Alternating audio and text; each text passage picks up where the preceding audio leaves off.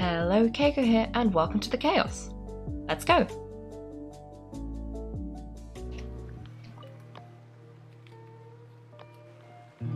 Mind races with all sorts of thoughts. You tried to rest, something. Pam was looking forward to an early night, but she can't sleep at all. You don't think the knave will be too angry with Lily and everyone if she finds out about all this, do you? She's even scary when she smiles. If she were to actually get angry, you have to protect Pam when that happens, okay, Kaiko? I'm also afraid of her. You can just hide behind me. You can hide behind me. Trusty as ever, Kaiko. Look over there. Clervie, what's she doing over there? Quick, let's catch up with her before anyone sees.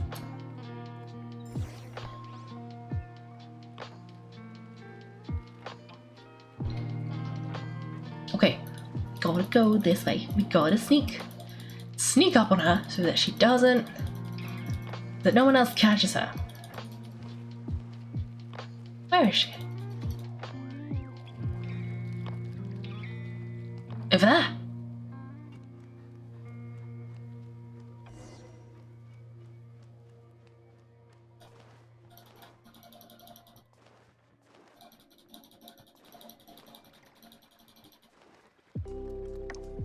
Where's she going? If someone sees her, we're toast.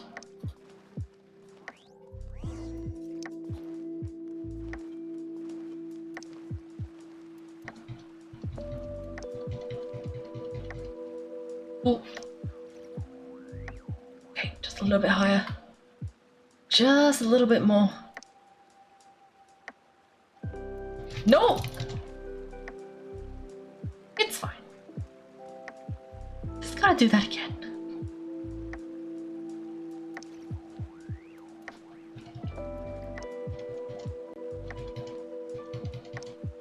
Oh. Okay. Oh look, she stopped.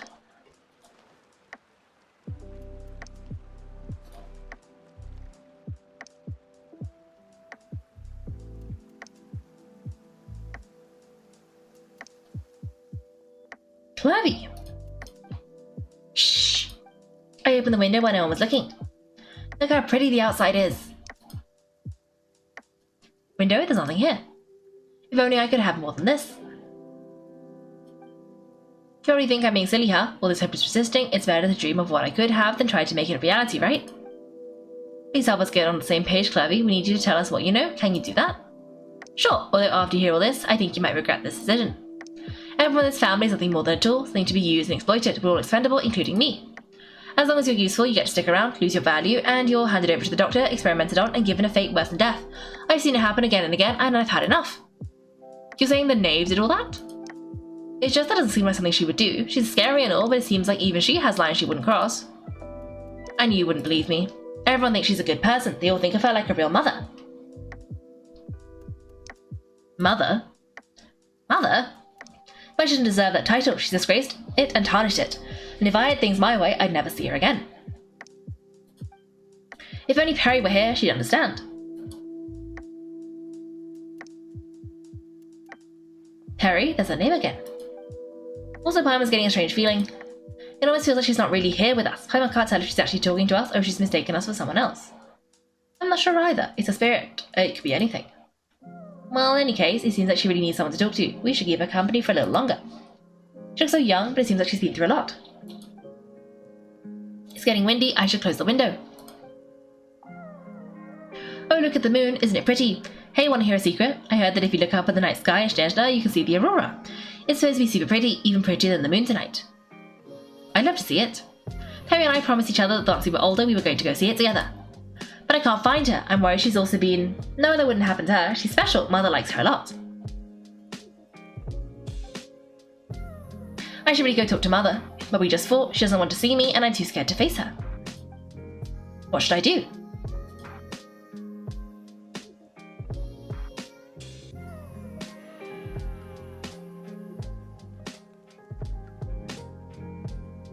After some time, Clervie seems to come back to her own herself. She gives a weak spell and leaves on her own.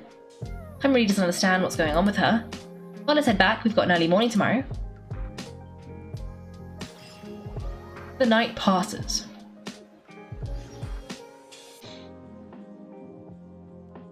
Alright, looks like we're all here. Let's go ahead with the plan. Before we do that, I have a question. Oh, what is it? Have the knave and the doctor ever worked together? What makes you ask that? We kind of ran into Clervie last night, and that's what she told us. We met the doctor back in Sumeru. He's super dangerous, and he's done all sorts of bad things. It's possible that Father and the doctor have had certain dealings, but I don't think Father would work with him. We're not really on the same sides, there's not a lot of trust between them. That doesn't exactly set the stage for a successful partnership. I did hear, though, that when Father first became a Harbinger, the doctor offered to work with the House of the Hearth. Father rejected most of his proposals, except for one. It had to do with some sort of secret experiment. Secret experiment? Could that be what Clervie was talking about? I don't think so. I don't know any details about the experiment itself, but I do know it's an entirely independent operation. The doctor only proposed the direction for the research. That was the extent of his involvement. I still don't think that counts as working together. Details of the experiment are confidential, but complete records are kept on all participants. Doesn't seem to be the case with the situation Clervie referred to. I know you don't agree with some of the Fatui's methods, and I'm not asking you to, but I'm asking you to trust us on this. The House of the Hearth has its own principles. There are certain lines we're not willing to cross. Alright, that's good to hear at least. Clervie seems to think the knave and the doctor worked together to do something horrible. If that turned out to be true, Paimon doesn't know how we would even face you guys. It doesn't seem like Clervie is lying either. The easiest thing to do would be just us to ask the knave directly, but Paimon doesn't think she'd tell us.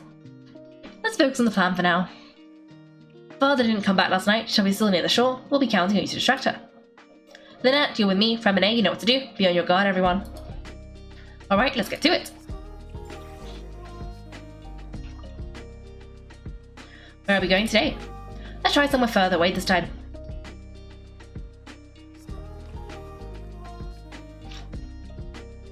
Okay. Well, let's go back outside. I'm just wondering if we can see Fremine anywhere?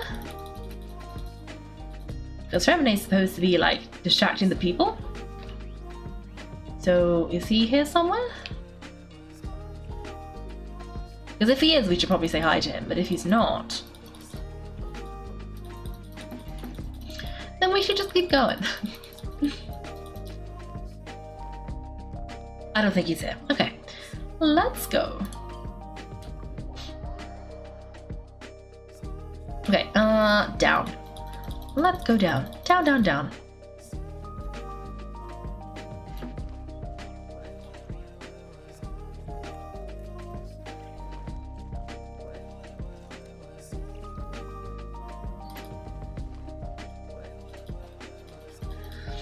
Wait, how did Lynnie come to the conclusion that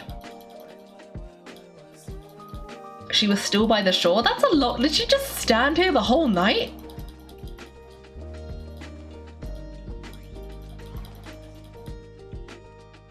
That's probably not good. Teacher again, I must say you look a bit pale. Did you have trouble sleeping last night? A little. Perhaps if you had less on your mind, you'd be able to absolve yourself of such troubles. So what are you planning to do now? Catch up on some sleep? Or should I give you some time to rack your brain for topics to discuss before I ask any questions? Although I must confess to being curious, without child here, how do you plan on distracting me? I'll distract you? Good one, but no, we were just here for a chat. Looks like you could have used some extra time to think. No matter, if you don't have any other plans, why don't you accompany me somewhere? Don't worry, I'll be sure to stay clear of any scheming children. The ocean breeze is sure nice today. So you know everything then? Children always think they can hide things from the grown-ups, but nothing gets past me. Least of all little scheming. I think I'll let them have at it for a little longer. I can be very patient. Well, I'll leave you to think things over. If you're so inclined to meet me outside the Palais Memorania. Good things come to children who do as they're told, so I do hope you decide to tag along, if only for your friend's sake. What should we do? She really knows about everything we've been doing, and Paimon doesn't think it'd be a stretch to say she was threatening us just now. We should release the pigeon that Lynnie gave us. Okay. Goodbye, pigeon. Oh, good idea. Hopefully he sees it in time. Well, we should probably head to the Palais Memorania. Paimon doesn't want to find out what happens if we don't show up. Based on what the knave was saying just now, it sure doesn't seem like it'd be anything good. We don't have any other options. I guess all we can do is take it one step at a time. Okay, they probably shouldn't keep her waiting. It seems like Lynnie and the others are on thin ice, so let's do our best to not get them in any more trouble.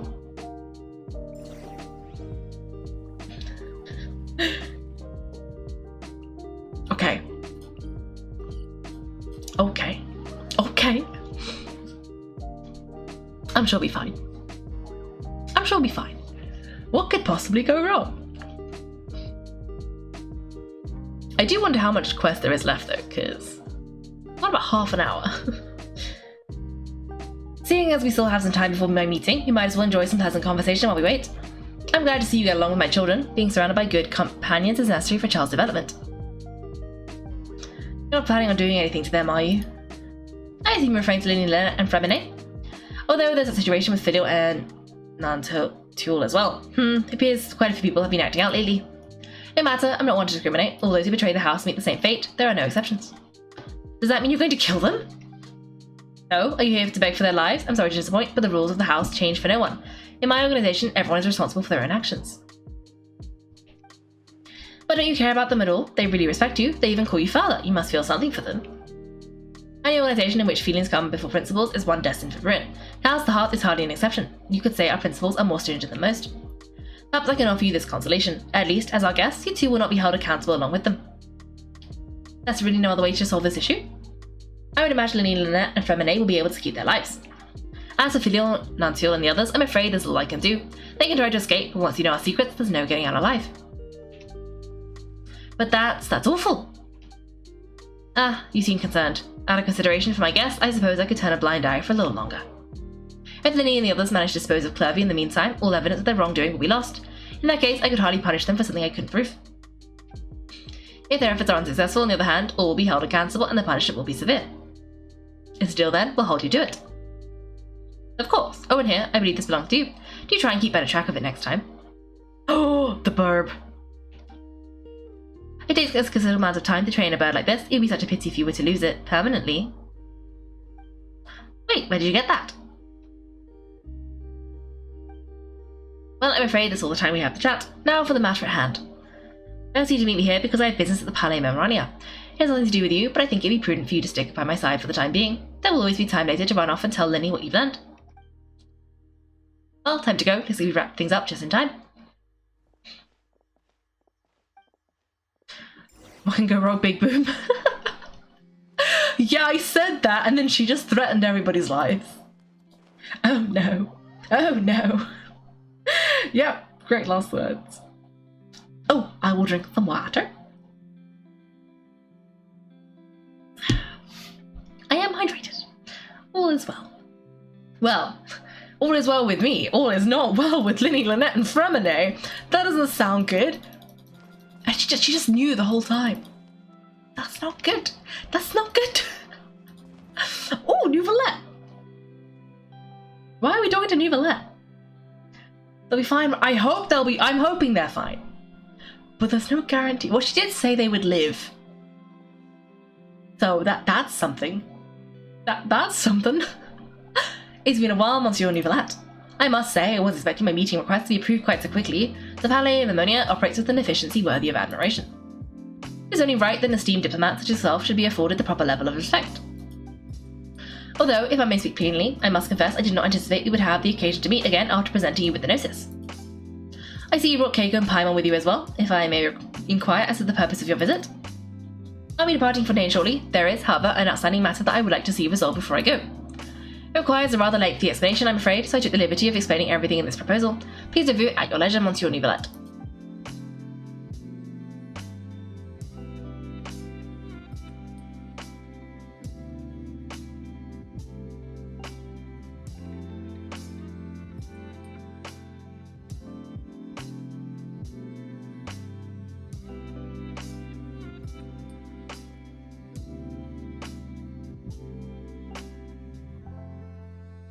Where did she get tea?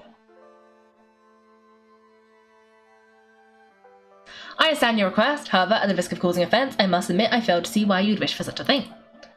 I heard you have a certain fondness for water tasting, Monsieur Nouvellette, so allow me to use water as an analogy. A family is like a large body of water with countless rivers flowing in and out. As someone who watches over this system, I would hope that each river that flows from the source will eventually reach the ocean. Of course, objectively speaking, I know this is impossible. Most of the rivers will dry up along the way, disappearing into the ground and leaving nothing but a barren riverbed behind. Not all rivers are destined to reach the ocean, but I would not see their existence rendered meaningless. I believe the water that flows within them is simply meant for a different destination, like a field in need of irrigation, or perhaps a glass of a certain water-tasting enthusiast. Did you get any of that, Kaiko? Kind of. Not really, though. Your words paint an optimistic picture indeed. Allow me to remind you, however, few among us are willing to sip from a glass filled with tainted water. It may have been tainted at one point in time, but not to worry, I'll make sure it's drained of all impurities and returned to its cleanest form. I seem to recall there being a transactional aspect to your proposal. Perhaps you could expound on that. If you accept my proposal, Monsieur Nivelet, I will gradually withdraw my forces from Fontaine. And unless absolutely necessary, I will no longer carry out any special missions within Fontaine. I presume I can take your words to mean that, in the future, cases similar to the Tartuffe assassination will cease to cross my desk. Tartuffe? That thief who embezzled funds from all those charities, you mean? My deepest condolences to his family, but without any evidence, I cannot imagine how the Hearth might have been involved in its passing. Of course, if you accept my proposal, Monsieur Nivelet, I'm sure certain measures could be taken to reduce the frequency of such troubles. You choose your words carefully indeed. In that case, I am inclined to accept your proposal. My thanks for your generosity, Monsieur Nivelet. Well, with that settled, we should get going. I took the liberty of bringing along 2 bottles of spring water from Schneider for you to enjoy. I do hope I get the chance to hear your impressions, perhaps at our next meeting, yes?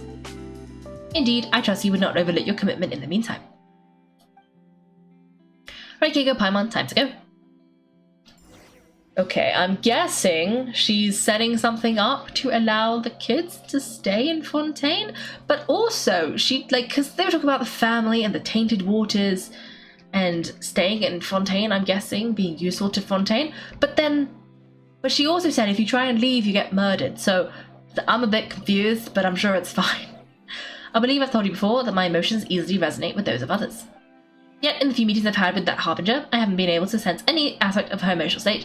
Her mind is like a still body of water. Who knows what darkness lies in its depths, and the lack of ripples on the surface gives nothing away. It's unclear whether this is her natural state of being, or whether it's an incredible strength of will that gives her the ability to master her emotions. Either scenario, however, suggests she is a very dangerous individual. I don't expect an explanation as to why you two are by her side. Whatever your reasoning, I would only advise you to take caution. Ooh, mysterious. Okay. Well, let's go over here and see if we can find Arlecchino. And figure out what's going on, because I don't know. Where is she?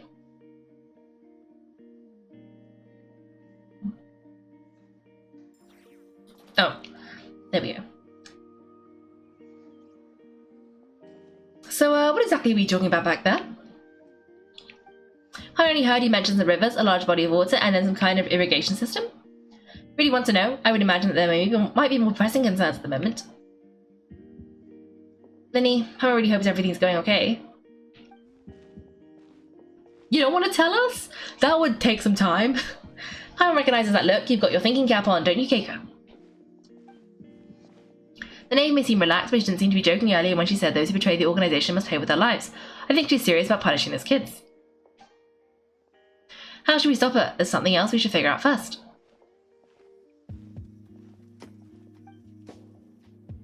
While we were talking in front of the Palais Memorania, she mentioned Clervie's name. Does that mean she knew where Clervie was the entire time? Maybe she even anticipated how Linny and the others were going to act.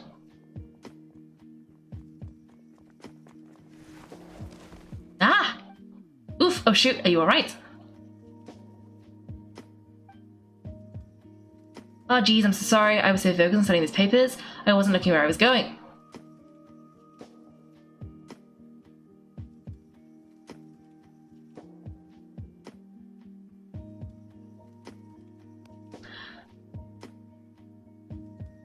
I'm seeing a large scar on his nose and remembering one of the people on the execution list had a large scar on his nose, but I cannot remember if it was the guy who looked like this or the guy who looked like the big muscly guy.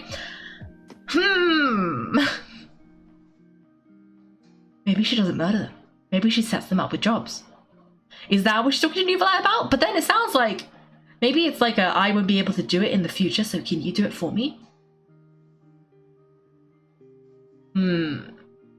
Because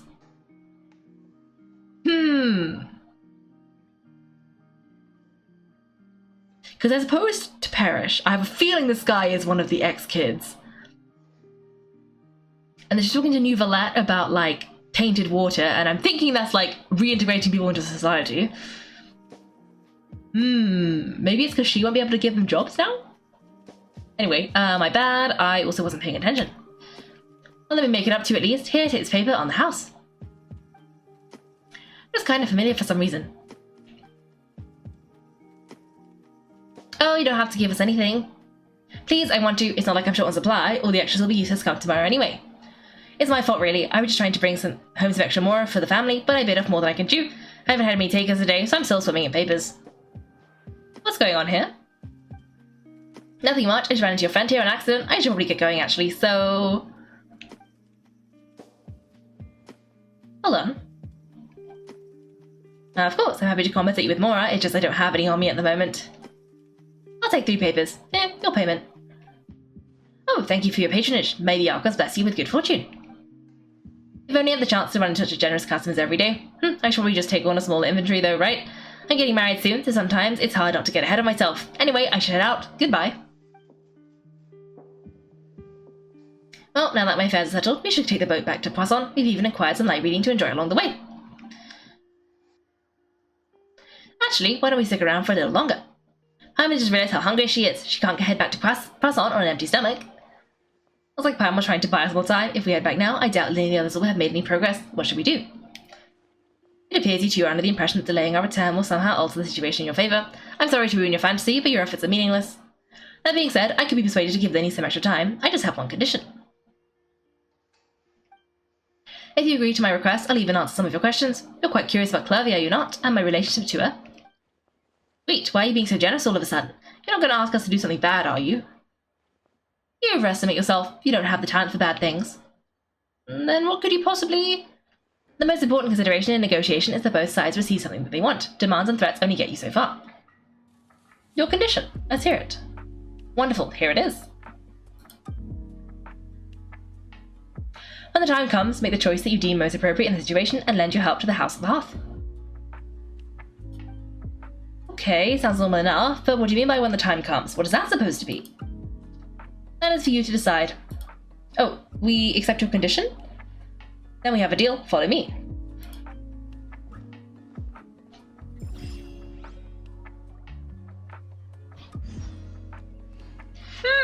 Follow the knave to the nameless ruins?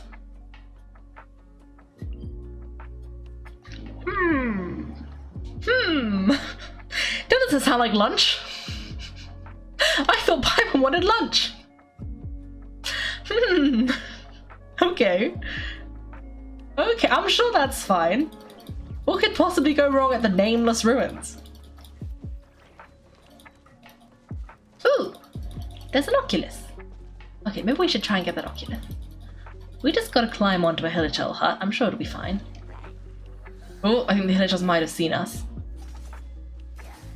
Oh, how do I get onto the Hilichurl hut? I'm too short. I'm too short. Oh, haha, got it. Nice. Oh, there is a chest here though, so we should probably, you know, actually do fight the Hilichurls.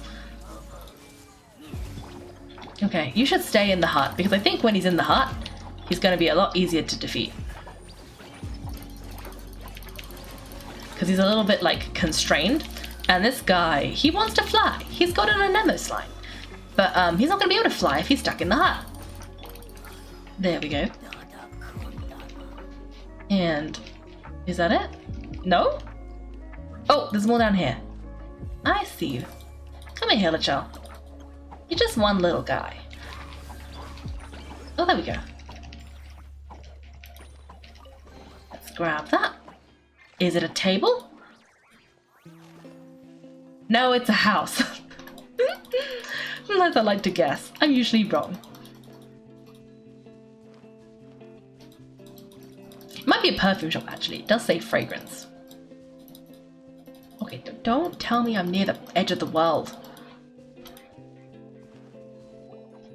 No. What do you mean explore the area ahead of us later? This is literally where I'm supposed to go. Oh, I see. I was right on this corner bit. Let me go down. Let me go down. Okay.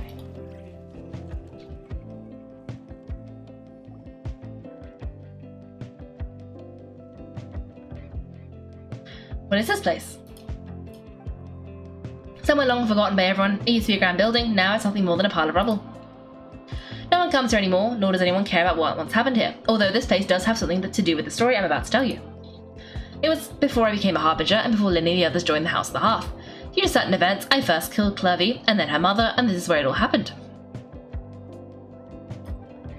You were the one that killed Clervie? Why? Patience. Now allow me to explain Clervie's side of the story first. I'll start from the beginning.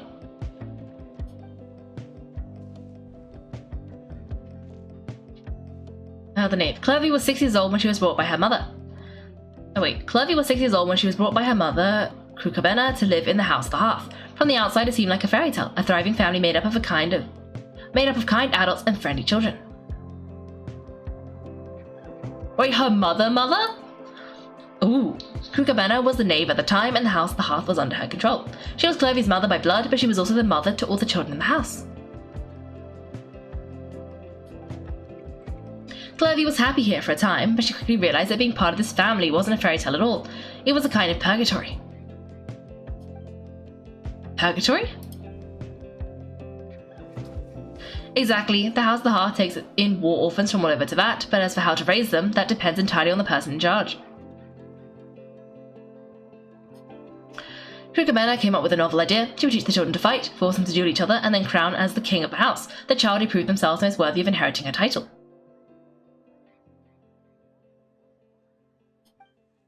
It's difficult to estimate the number of children who died or were maimed in the process. There's little I can say about the ones who died. The ones that emerged with permanent injuries, on the other hand, well, they still served a purpose. They would just be handed over to the doctor to be experimented on or sent away on dangerous missions, nothing more than tools for use and then discarded. So those are the experiments Clervie was talking about. But what actually happened to her? You said Clervie was Krukabenna's daughter, so if Clervie tried to convince her to stop what she was doing, Krukabenna probably would have listened, right? Despite being Clervie's mother, Krukabenna cared little for her daughter. She forced Clervie to join the House of the Hearth only as a means to demonstrate her own impartiality as a mother, to prove that she treated all her children equally. Clervie did try to convince her mother to change her ways, but it was to no avail. After efforts failed, the only other option was to rise up and try to fight back. Unfortunately, the other children had already been thoroughly indoctrinated into the illusion of happiness Krukabenna had created. Of course, there was one exception, someone Clervie's age who knew the truth about the House of the Hearth. Her name was Perua? Oh gosh, my pronunciation. Okay, yeah. Perrie? Wait, the friend that Clervie mentioned? Friend, huh? I suppose we can call her that for now. Clervie was a cheerful and passionate person with a tenacious spirit. Peru? I'm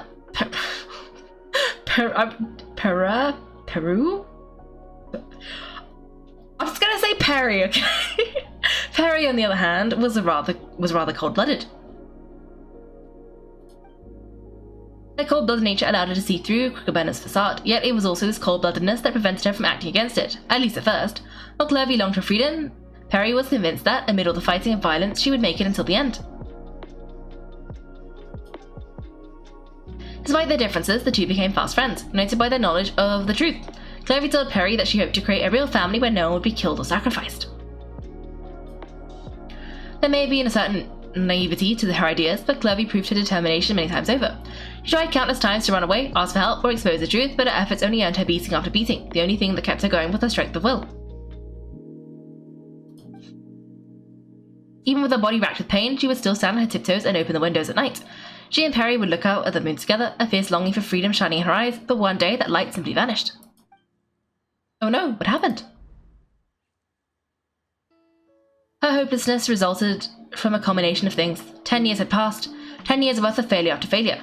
She and Perrie weren't children anymore, but finding any chance to escape still seemed as hopeless as ever.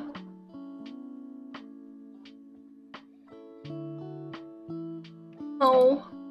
It was during this time that Perrie suggested a new plan. If escaping was out of the question, why not take down the very person sitting on top of the throne of lies, Mother herself? Clervie rejected that proposal. She claimed that, as a famous harbinger, Krukabenna possessed an unimaginable amount of power. Trying to kill her would have an incredibly low chance of success. Clervie never gave another reason, but Perrie could see it written all over her face. Clervie still thought of Krukabenna as her mother. Killing her own flesh and blood was a line she couldn't bring herself to cross. If she couldn't escape and fight back, then only one option remained.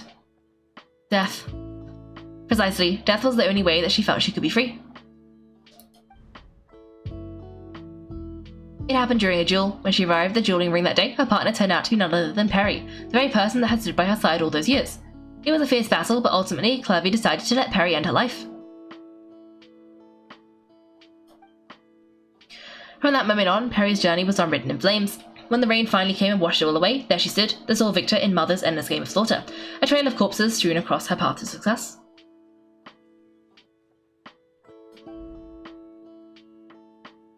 It was the very result that she had predicted 10 years prior. Even then, she believed she would make it until the end. She wasn't surprised by the fact that she emerged as Mother's undisputed heir. Rather, her success left her with an inexplicable sense of restlessness. She was unsettled, and there's only one thing that could quell that sensation. Perhaps you too would like to take a guess as to what it was. Killing the person at the very top? Cucabenna, you mean? But... Correct, this is the place where Perrie killed her best friend. A mere year later, this is also the place where she fought tooth and nail to kill the mother they shared. The moment she acted, any conception of what was right or wrong ceased to matter. It's one of the principles of the house, only those who survive get to write the rules. Perrie won the battle and became a harbinger herself, after which, Her Majesty the Tsaritsa bestowed upon her a new name, Arlecchino.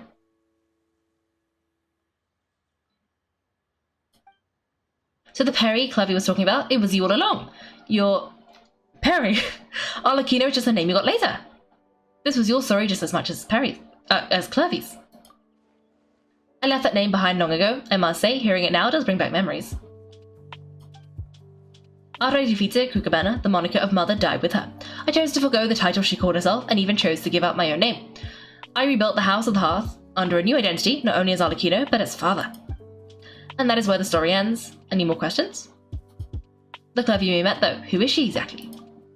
Yeah, based on what you just told us, Clervie wasn't a little kid when she was killed, so the Clervie we met, was she really a spirit at all? I suppose you could call her an illusion born of flame. Her existence is like ashes to a fire, something left over in the wake of blaze and ruin. You see, a certain power runs through my veins. It's not unlike a curse. My flames leave behind shadows of anything they consume. Of course, the chances of those shadows morphing into a sentient entity are exceedingly slim. Clervie is a very special case. Clervie died when she was 16 years old, but what emerged from the flames was her 6-year-old self. Her appearance wasn't the only thing affected. Most of her memories were lost to the blaze as well. Memory is a mysterious thing indeed. Losing a portion of your memories will alter your sense of self. Lose 10 years worth, however, and it will be like living in the past, like returning to a version of yourself that never grew up. No wonder Paimon got such a weird feeling when we were talking to her. Perhaps I should put it this way. Clervie is someone trapped in time. It may seem like she exists with us in the present, but she truly lives in the confines of her own past. So if all that is true, then you must have known about Clervie for a long time. Indeed, she's a rather volatile and unstable entity. Sometimes she would look after the children, she's even saved some of their lives. But other times she would hide from me and become obsessed with revealing the truth about the house to anyone who would listen. Shadows don't have the capacity to learn or grow. Any new information they encounter is quickly forgotten over time. Attempts to expose Clervie to sunlight, they failed, yes. The reason is actually quite simple. In Clervie's mind, the house is impossible to escape, and it is this very perception that traps her there. But no matter, all I have to do is kill her again, and all will be resolved. I don't anticipate so much as a single speck of ash will be left behind this time. Wait! Jaime can understand why you might want her gone, but isn't there any other way? So what if she's trapped in her 6-year-old self? She's still your friend, at least. Friend? At least talk to her first. It's too late for that. She broke the rules, and now she must be punished. That goes for Filial and Nantiul as well. She's had quite the effect on them. I hope you understand the difference between Cucabenna and myself lies in our formulation of the rules, not our policy for enforcing them. Upholding the rules without question is a trait we both share, because that is how a household should be run. Is this really what you want to do? Whatever could you mean? Don't you want to say a proper goodbye at least? Whether as a killer or as a father, there are two things that must be avoided at all costs: anger and sorrow. Anger makes you impulsive, sorrow causes you to waver. Well, it appears it's about time to proceed. Before we arrived, I told some of my well-behaved children to bring our troublemakers here by nightfall. I do believe I've kept my end of the deal. I gave your friends quite a bit more time. As for what happens now, we'll just have to wait and see.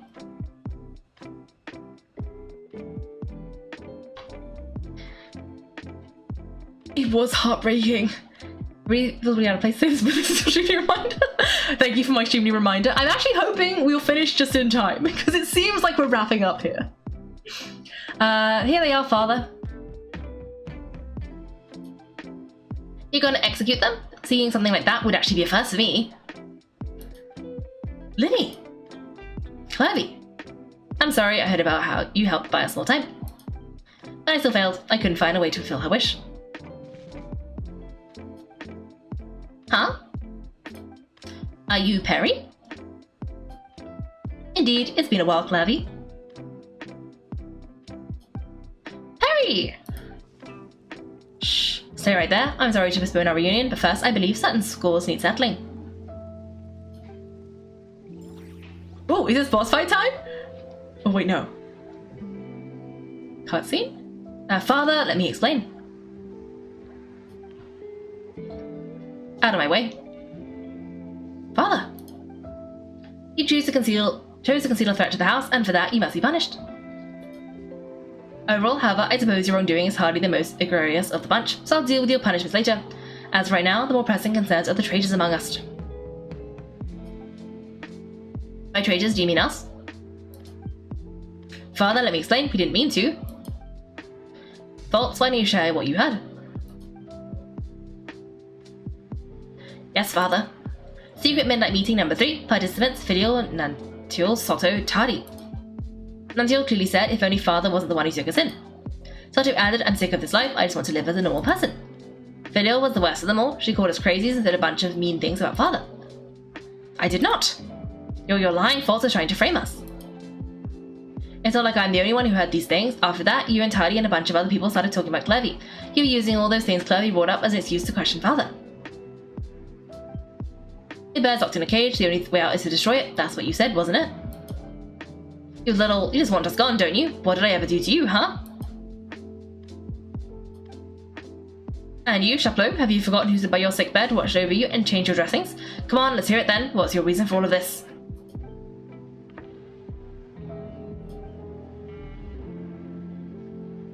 You're wrong, Filial. We don't want you to die, but you're our family. Liar, you wouldn't be doing this if that were the case, so why? Why have you backed us into a corner?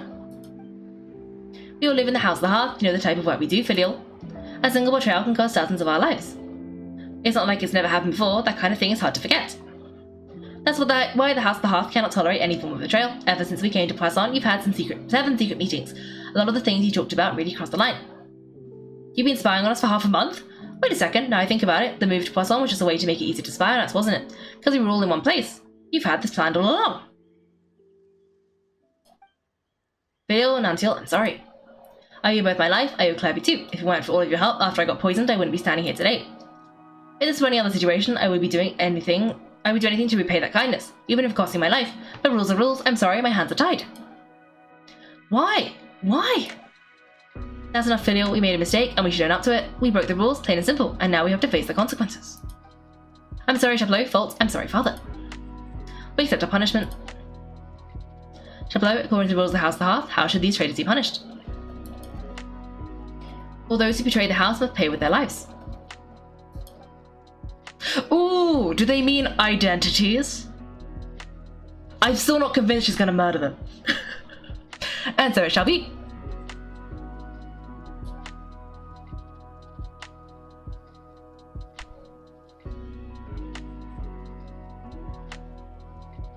Father, please wait. Something you want to say, Linny? Please reconsider, Father. What Filial and others did, does it really count as betrayal?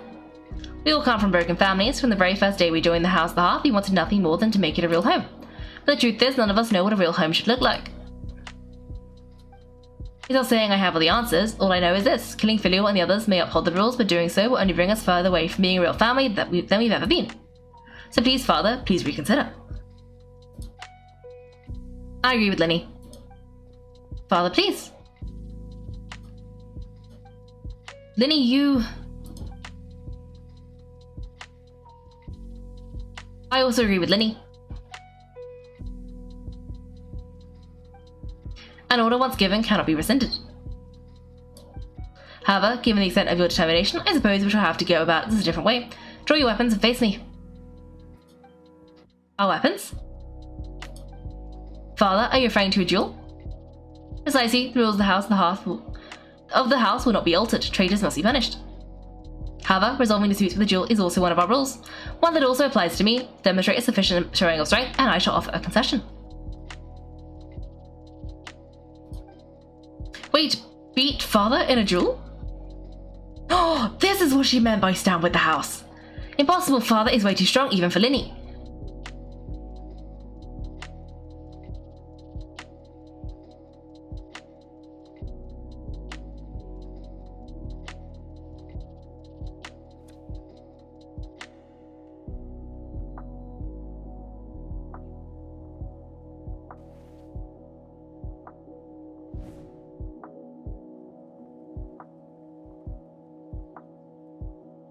Did you hear that, Kaiko?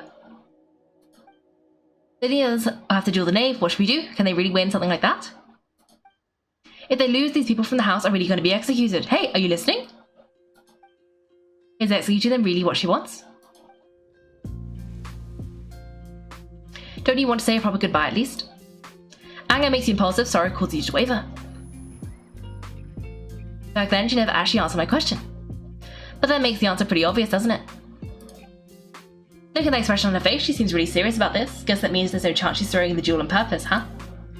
There's no way the knave will lose on purpose, although... when guests are around, families are often on the best behaviour, and any disputes are less likely to escalate. When the time comes, make the choice that you deem the most appropriate in the situation and lend your help to the House of the Hearth. What's wrong, Kaiko? Hey, where are you going? Kaiko? I'd like to see for myself what the fourth of the Fatui Harbingers can do. You're asking to join the duel against the knave? If that's okay. I will allow it. We do have a ready-made dueling ring at our disposal after all. Now I know why you have to fight her. I was like, well, this doesn't make sense. All I would advise is this. Keep a firm grasp on your weapons and give it your all. Any less, and you may just lose your life. Because I was trying to figure out, I thought she was like our friend. Why are we fighting her? It's in like this weird showmanship of a duel thing, and she's really hard to beat, so this might be a mistake. But we've got about a minute. But I'm sure it'll be fine. Tiny Team's done it once, Tiny Team can do it again. Is it my turn now? Oh, you can see everybody's here. Can we talk to them? Oh, I'm guessing the answer is, oh no, I wanted to talk to them. But I guess not. Okay. Okay, this is fine. Okay, well let's try and get rid of this. It says the knave, fourth the Fatui Harbingers. We've also done maybe a 10th now. Father is even stronger than I expected. Oh, that's from Lynette. I hope no one else has said anything because I haven't read it. Okay, we're probably closer to an 8th now.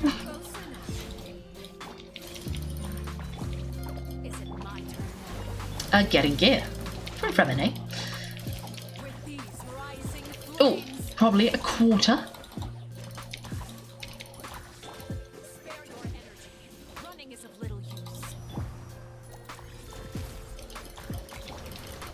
Fremine did something before. Oh no! Now's our chance.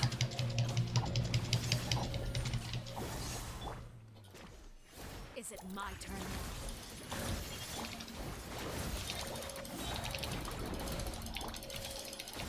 Oh, Fremine said something that we were going to lose. Fremine! Have some more faith. Lynette says over here. We're also about halfway through. So far so good. Look at you. Trapped like a bunch of helpless animals. Is it my turn now? Oh! Who's next? Whoops! Okay.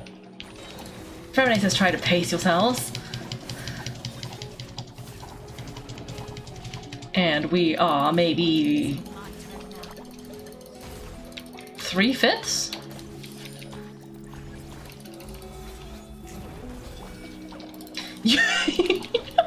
Now's our chance. You were looking at your sewing. Ah, yeah. Rising flames.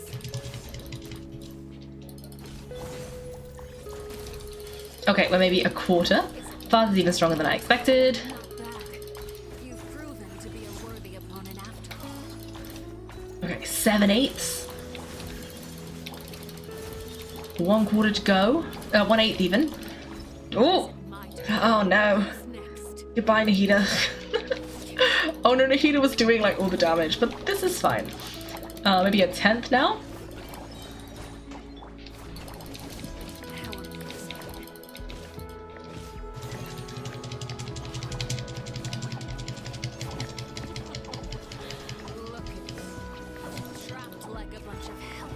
Watch out for father's movements. Oh!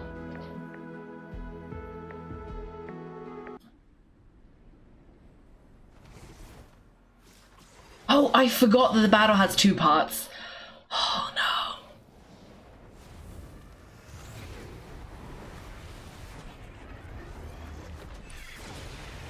This is fine.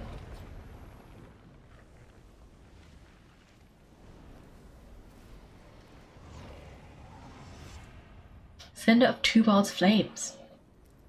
Brute.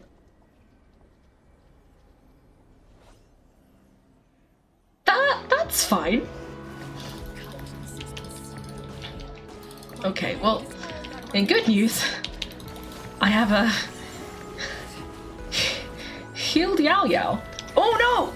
Siege Queen! No! I meant Nahida even. Oh no. Oh! Oh, Lily's helping us. Well, that's nice. Great, now we gotta wait forever to get Siege Queen back. Well, that's not good.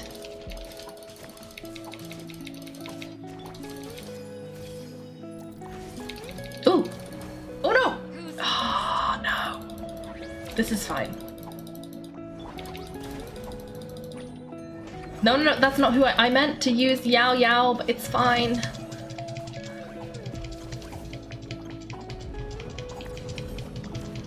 The sun and moon have set. Only ruin remains. Struggle in vain. Ooh, I did something. I don't know what it was, but I dodged something.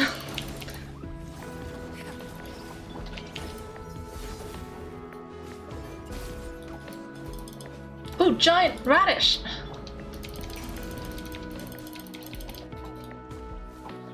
Your punishment made manifest. Okay. Okay.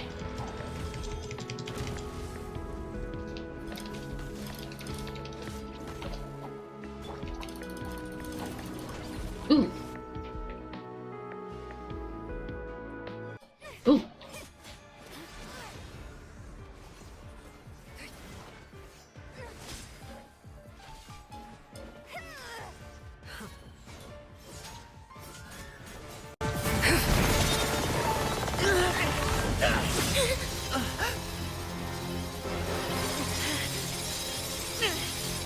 You should know better than to crowd in one place.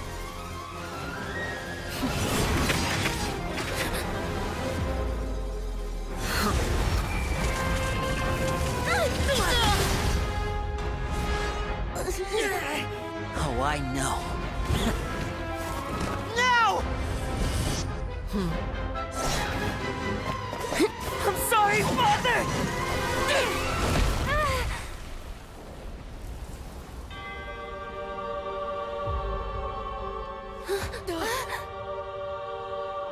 Sorry for what? This pitiful excuse for an attack.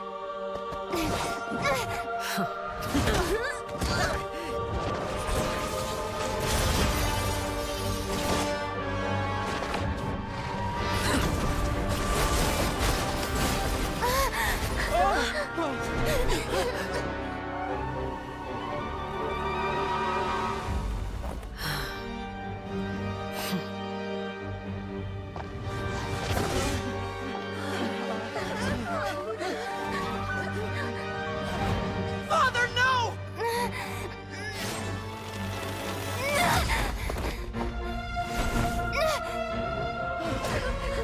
Made it out, did you?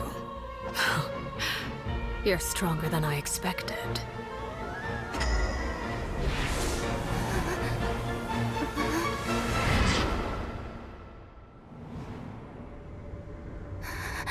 A crimson moon.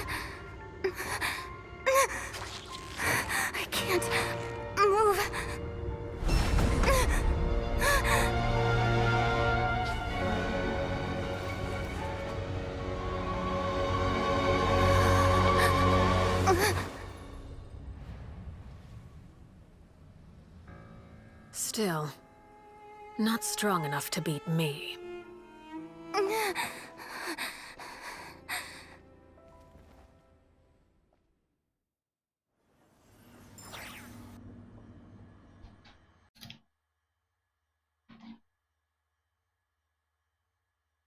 Well, that was intense. Is that it?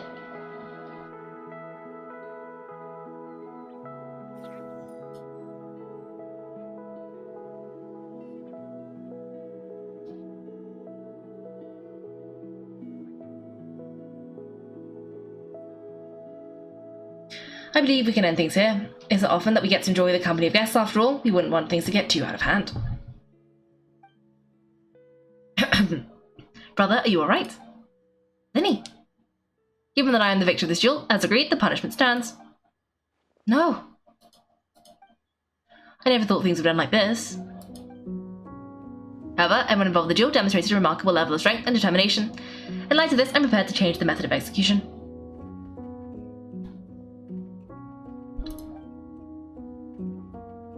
Helwa, the bottled flames I gave you for safekeeping, do you still have them?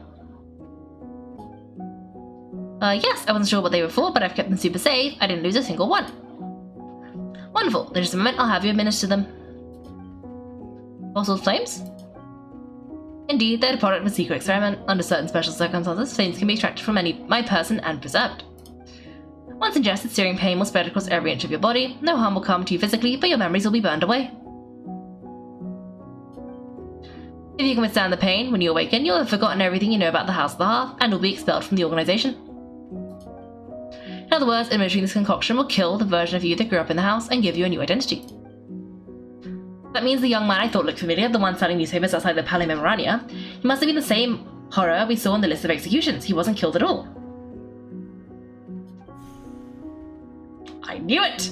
Memory is a mysterious thing indeed. Losing a portion of memories will alter your sense of self.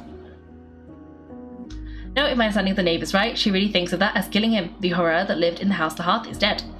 The one that remains is simply a normal person living out his life with his beloved. Even so, it's much better than actually ending their lives. So you're just letting us go, Father? You misunderstand. Memories are extremely important. Once consumed by flame, the version of you standing before me will die, and our secrets will die with you. So no, I don't intend to just let you go, because the person who survives will be nothing but a stranger. Even so, I won't have to live in fear anymore. I'm sorry, Father. I'm sorry I let you down, but I really...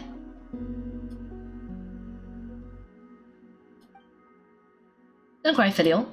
You haven't left the house yet, so there are still rules to be followed, yes? Remember what I taught you? Your anger makes you impulsive, sorrow causes you to waver. Don't let yourself be controlled by your emotions. Of course, I remember. Dry your tears and go pursue the life you really want. Yes, Father. Chapeau, Fultz, Helia, take them back to Poisson and bring Linny and the others as well. I prepared 3 extra vials of bottled flames. As for whether to take them, the choice is yours.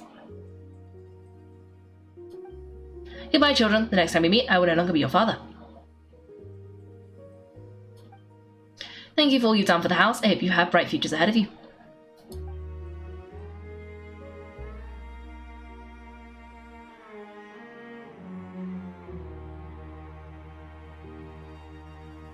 Father. Let's go.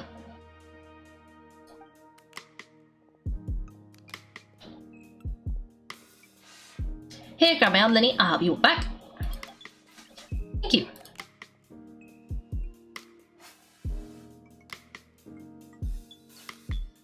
Clervie.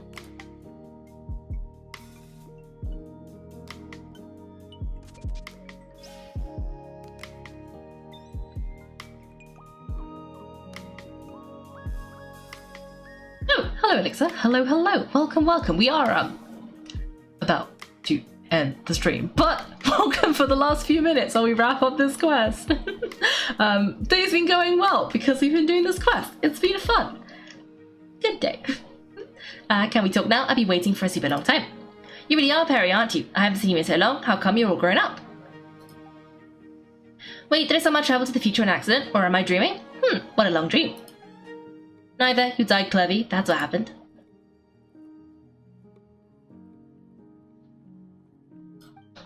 You could have at least sugarcoated it a little. Look, she's stunned speechless. If this really is Clervie's younger self, then I would say she's probably had enough lies. Oh, okay then. Huh, that's it? You accepted it just like that? Yep, if that's what Perrie says happened, then I believe her. Perrie wouldn't lie to me. Plus, I don't really need to know why I'm like this. I'm more curious about what happens in the future. If you're a harbinger now, Perrie, that means Mother is gone, isn't she? Can you tell me about it? I want to know what happened to her, and to me. You never stopped trying to defy fate. At first, no one believed you. You could only vent your frustrations to the moon. In fact, you often sought comfort in the night sky. You wanted to see the aurora, so one night we promised each other we would go to Snezhna to see it together. Later on, you tried to run away, but you roared back each time. Mother spared your life, but it wasn't out of kindness. Instead, she decided to make an example of you by slowly torturing you over time. That way, the other children would know what happens to traitors. Still, you never gave up. Mother hoped that, through Ruthless Duel after Ruthless Duel, she would be able to crown an ultimate victor among the children she raised. But you called on everyone to unite, to fight, to a draw in order to reduce casualties. Your efforts may have only delayed the inevitable, but still, you gave them hope. You tried everything you could think of, but every attempt ended in failure. Still, you never turned your sword on Kugabena. And you never turned it on me. On that gloomy day, you told me, for the last 16 years of my life, I've done everything I can to fight for freedom. But now I realize the only freedom I truly possess is the freedom to choose to die. I never imagined I would say something like that. I must have been feeling really worn down. But somehow I still think I understand. According to Mother's plan, only one of us was going to make it until the end, and I always hoped that person would be you. If I could do it all over again, I still don't think I would make a different choice. Even when I first met you, I knew you'd be able to do what I couldn't. Is that so? Even now, I'm not sure I truly understand what kind of freedom you were trying to pursue. But as the head of the house of the Hearth and as the children's father, I've tried to give them the most basics of freedoms. Their freedom to choose their own fate. It's something I discussed with the Eunuchs of Fontaine. The children who want to leave the house will have their memories wiped clean of all secrets pertaining to the organization. In return, they will be allowed to live a normal life in Fontaine without being prosecuted for their past. Of course, I won't simply hand freedom to them on a silver platter. They have to fight for it and prove themselves worthy of it. Only freedom that is earned has true value. That's more than enough. That's exactly the kind of life I was fighting for. I know, Perrie. I think you're a pretty amazing king and a really great father too. I'm really happy you're the one who took over the house. I guess I do have one regret though. I still haven't seen the outside world.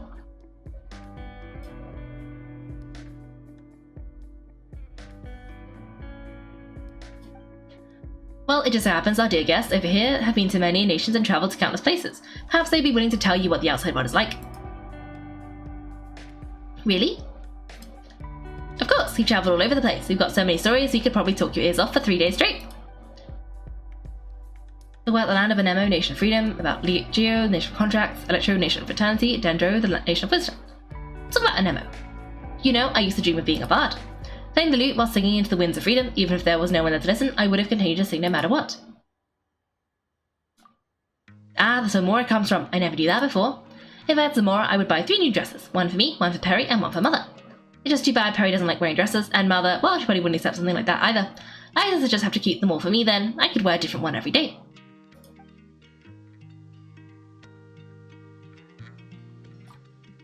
Those yokai you mentioned, what do they look like? I once saw a drawing of this one guy with horns on his head and a super scary face. Are there any yokai like that? Sounds like you're talking about an Oni. Yep, we've met one, and let Paimon tell you, they're not nearly as scary as they look. I was always too afraid to skip Mother's fighting lessons, but at the academia I bet you could do all sorts of secret things in class, things that have nothing to do with studying. I'm just kidding, being able to study whatever you want without having to fear for your life actually sounds pretty great.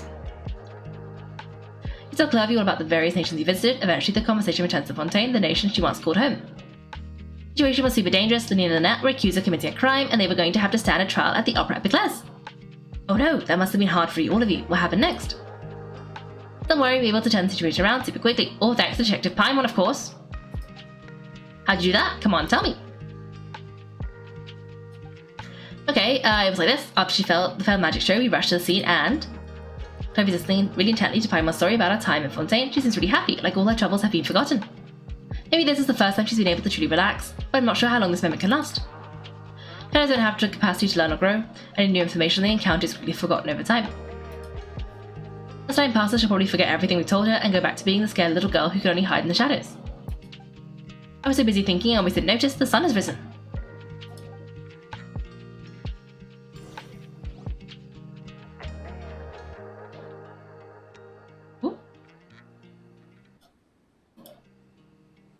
Ooh, Clervie. You've worked tirelessly from the shadows to overthrow the House of the Hearth.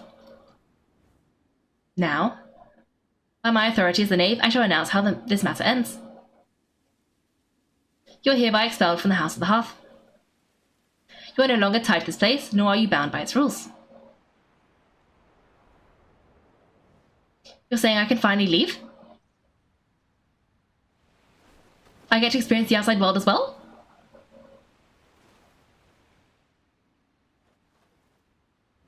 Oh, I almost forgot. There's no getting older for me. Still, seeing who you grew up to be makes you really happy, Perrie. Take care of yourself. Goodbye. Maybe meet again someday.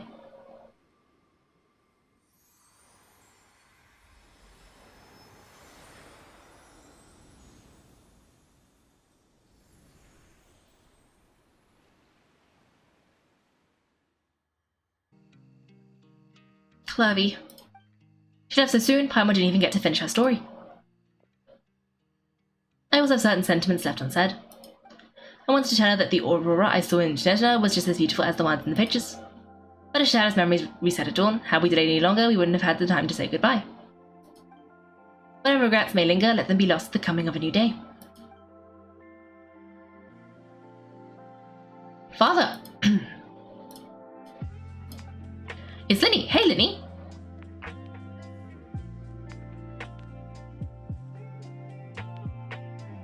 What is he doing back here? Let's go check it out.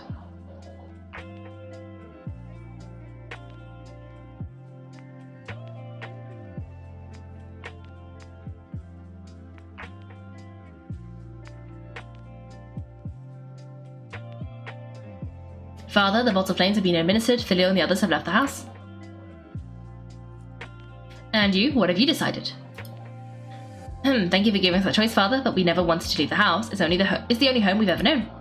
Lynette and Femine feel the same way. They're recuperating back at the Hotel Bouffet, but I decided to come back and tell you where we stood.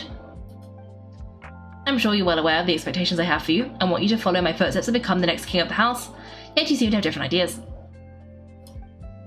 I must admit, I'm rather surprised by your decision to stay. There's nothing wrong with choosing to live a quiet life. Leading this organization is a heavy responsibility, one not so easily carried by someone forced onto the throne. I just never understood what you saw in me. What made you believe I was deserving of that throne? You're brave, talented, and most importantly, you cherish your family. You would do anything to protect them, even if it costs you your life.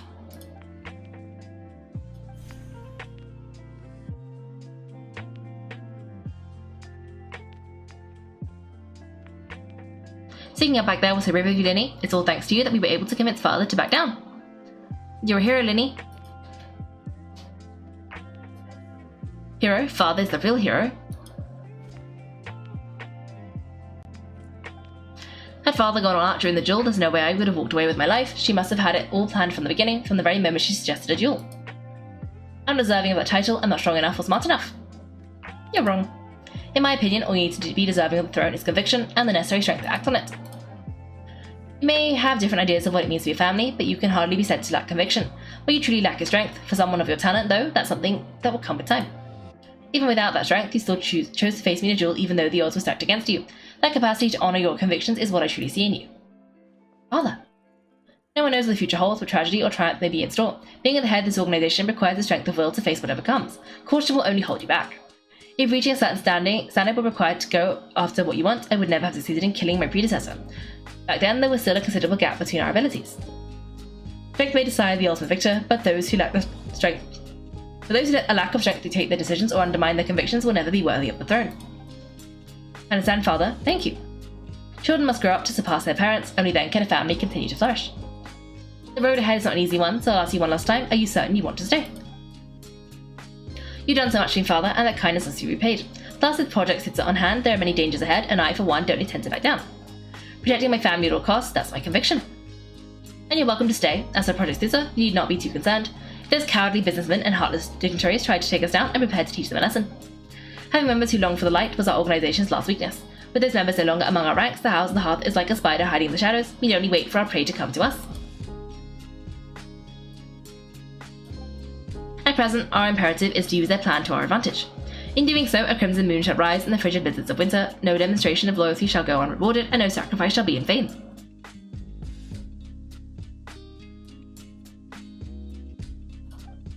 As for the two of you, whether we meet again as friend or foe, I'll remember the camaraderie we shared in this moment. No matter how arduous the journey ahead, I hope we both reach our desired destination.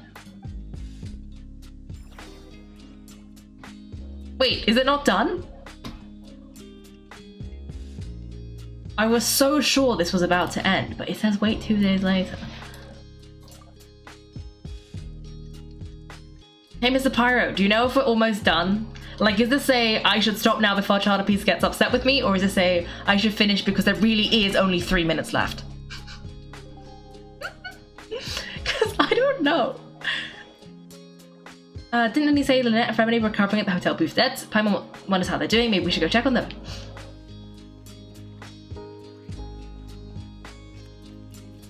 Okay.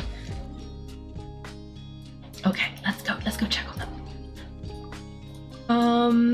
Yes, she did. She deserves so much better. And yes, there is an animated music video. I think I showed it to Child of Peace actually in the past. Child of Peace, I'll re-dig that out for you so you can see the video again. Because we gotta be sad about it one last time. But yeah, it's so sad. She just... And it's so nice that she just kind of, you know, subverted everything. Oh, she's a good dad. Well, you know, apart from the sending the kids out to murder people, but you know, other than that. Lynette, Femine, how are you feeling? Much better. Phew, what a relief. What about you? Are you feeling alright? Doesn't need to worry, I'm right as rain. I knew you'd come out unscathed. Us on the other hand, well, we've been bedridden for 2 days. I couldn't even turn over. Oh, I wanted to ask, is Clervie gone? Lynn and the other members have left Pass On and returned to the house of the Hearth. According to him, there haven't been any more sightings of a spirit roaming the house. He bid her farewell under a blanket of sunlight. Her wish has been fulfilled. I see. I'm glad. Father came to check on us 2 days ago and told us about what happened with Kookaburra and Clervie. Actually, I've met Kookaburra before. Wait, what? You've met the former knave? Kookaburra died a year after Clervie. It was during the year between their death that I joined the House of the Hearth. Kookaburra had an extremely cruel and radical way of doing things. While she was alive, the atmosphere in the house was suffocating. When I joined, though, the experiment she valued so much had already come to an end, and all the people involved, dead and injured alike, were gone. Kookaburra never talked about the past of those newcomers. A couple months after I joined, Father killed Kookaburra and burned all her files. With that, the names of all the people subjected to her experiments, Clervie included, were lost to the flames, along with the painful memories they represented. Father took in Lily and me a couple months after that, but she never mentioned anything about Kookaburra or Clervie. It really seems like something she was planning to keep to herself. The last time you talked to her, did she mention why she kept a secret for so long? She said she didn't want us to be affected by the darkness of the past. She was worried we developed a false sense of gratitude towards her if we knew about it. The foundation of a family should be free of any corrupting influence. Whatever happened in the past has nothing to do with who we are now. That's what Father told us in the end. I still thanked her for everything. It was only after hearing about what Kookaburra did that I finally realised how insignificant our lives could have been. The members of the house meant nothing to her. To say that she valued them in any way, even just as a tool, would probably be giving her too much credit. If Father hadn't taken over the House of the Hearth, I probably would have already... Don't think about that, she saved you in the end. Father rarely brings up the fact that she saved us. She doesn't believe that being indebted to her should be what ties us together. But even if we didn't owe her anything, we would still choose to stay because this is our home. We may have arguments or times when we feel wronged. Some people may even choose to leave, but as long as Father is here, we will always have a home. Whether the path before us is bathed in sunlight or shrouded in shadow, we'll follow Father wherever she chooses to go. So I want to say thank you for helping us make it through this crisis. Without your help, we could have lost a lot more along the way. Oh, we didn't do anything really. Just invite us back as guests and we'll call it even. Of course, you're welcome anytime. Are Phil and Auntie all okay? I actually saw them at a cafe this morning. They didn't recognize me. From what I could tell, they were drinking coffee and talking about one of the operas that started running recently. They seemed happy. If I had to take a guess, I would say they finally found the kind of life they always wished for. Ah! And there it ends. Okay. Oh, we got a hearth! They gave us a hearth! I like it. Let's see if we can read the description. I think... Large furnishing, a counter, a stately fireplace, most elegant and gorgeous, similar to the one used in the House of the Hearth. It is said that some ancient legends hold a hearth to be the symbol of home, not only providing protection for children at night, but also providing a path to a new life. Though even if the fire has gone out, the children have now grown strong enough to protect themselves. Aww. That's pretty wholesome. Okay, I think that's about it. Thanks for watching, everyone. If you've enjoyed the video, make sure to like and subscribe. If you'd like to see me play live, then check out my Twitch channel.